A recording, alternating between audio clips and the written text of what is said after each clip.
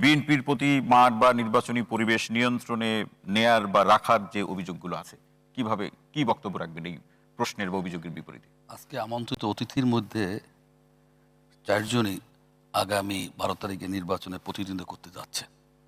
একজন এখনো অনুপস্থিত, শামীম পাটোয়ারি। হ্যাঁ, আমি আর মাসুদ কামাল ভাই। মাসুদ কামাল ভাই ইলেকশন না করলেও আমি জাতীয় সংসদ নির্বাচন করার সৌভাগ্য আমার হয়েছে। হয়তো নির্বাচিত হতে পারিনি, হয়ে নাই, ওয়াজ 31।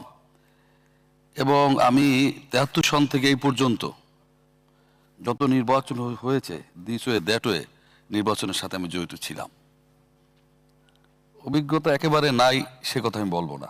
জি, আমি সম্মানিত 2 জনের আলোচকের কথা শুনছিলাম। আমি জন্মের পর একটা শব্দ শুনেছি, level playing field. Level playing ফিল্ডের মাপকাঠিটা কি, এটা আমার আগে জানা দরকার। মাপকাঠি নির্বাচনে সকল আমি আসি সেখানে।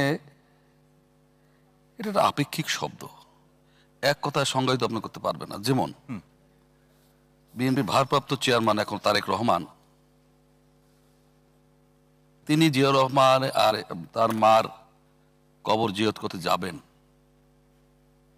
তিনি বললেন কোনো লোক সেখানে সমাগম হবে না, দলীয় কোনো নেতা কর্মী সেখানে উপস্থিত হয় নাই, কিন্তু হাজার হাজার সাধারণ জনগণ ওখানে গিয়েছে। তার সিকিউরিটির জন্য এই হাজার হাজার জনগণকে সামলাতে গিয়ে তার জন্য 50-60 জন পুলিশ দরকার।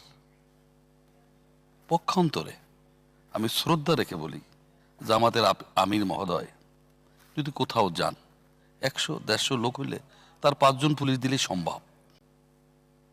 এখানে আপনি এটাকে কিভাবে মূল্যায়ন করবেন? হাদির ঘটনাটা আপনি দেখেন, নির্বাচন কার্যক্রম পরিচালনা করতে গিয়ে তিনি কিন্তু তার এই দুর্ঘটনা শাহাদাত হয়েছেন। নিরাপত্তার দরকার। এখন এটাকে আপনার বাস্তবতার নিরিখে আপনার মেনে নিতেই হবে। না, বাস্তবতার নিরীক্ষেটা কি মাসুক ভাই, যে বড় দলের সবকিছুতে একটা নিয়ন্ত্রণ থাকবে, তারা যেভাবে বলবে এটাই কি বাস্তবতা? মানে লেভেল প্লেইং ফিল্ডের ডেফিনিশন বড় দল হিসেবে নির্দিষ্ট ডেফিনিশন আপনি করতে পারবেন না, বাস্তবতার নিরিখে বাধ্য হবে। আমি আপনাকে বলি, যেমন আপনার উনি উত্তর অঞ্চলে 11 তারিখ থেকে কয়েকদিনের জন্য যাবেন। জি, 4 দিনের জন্য সফর। 4 দিনের জন্য যাবেন। সেখানে যে লোক সমাগম হবে সেটাকে কন্ট্রোল করতে গিয়ে আপনার সিকিউরিটির প্রয়োজন আছে না? হাদির ঘটনার পর কি আপনি নড়েচড়ে বসবেন না? তারপরও তো উনি দেশে আসার আগে উদ্বেগ উৎকণ্ঠা প্রকাশ করে নাই। সেখানে তো সিকিউরিটি দরকার, তার জন্য পুলিশ বেশি দরকার। এটার সাথে লেভেল প্লেইং ফিল্ডের কোনো সম্পর্ক নাই। আসেন না আপনার এই যে প্রশাসন বলেন, নিরপেক্ষর কথাটা যে বলেন বারবার, 15 বছর এই 15.5 ফেসিস্টা বলে প্রশাসন একটা দলীয় দাসত্বে পরিণত হয়েছে।